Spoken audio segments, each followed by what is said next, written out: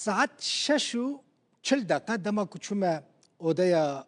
مکیاژ در باسی اندر اودی بوم میکاپ آرتیست ما عمار گوت دل بخوین زاخو گولکر یعنی روی تبخیر بو گوت چما بحثه ویده کم جبر کو تیم زاخو یا فوتبوله لاماراته لهمبری تیم عین دلیزه زاخو گولک آوید و تیم فوتبول یا العين يا امارات جي صفر ماتش بداوي هات يك بالصفر وزاخو بسركت سر خيريبه بيروز به نيزكي دست اليجرين تيم زاخو يا فوتبولي چونه باجار عين لامارات و بيگمان نتني خلك باشوري كرسانه بون مجبور ما كما زنج خلك روج اوي كرسانه جي لوي دريبون پشتگيريا زاخو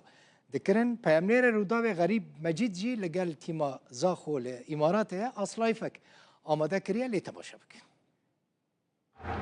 بله دنا وام پشتوان زاخو دای افریقا سردان یاریگی هیکری تا شکل خلقی رو شباب یک جوانا کد مسعود ما شباب جلو برگی کبیر کد مسعود کنم خیلی صاحب ربي خلقی کجا ماجرا رو شباب از خلقی عموده عموده اصلا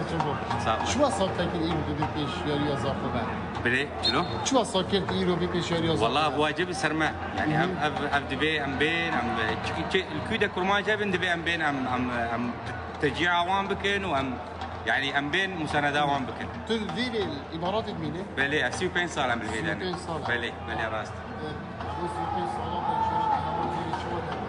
والله جانا مي فيدا خلق قلكي بغاشن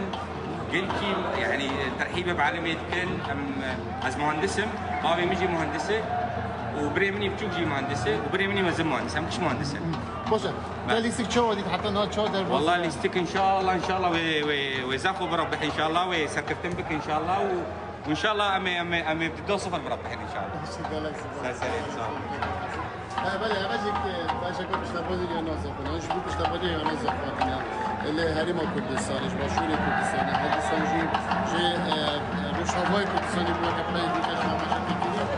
سیده 200 کسان اشتباه آتیش بود تماشا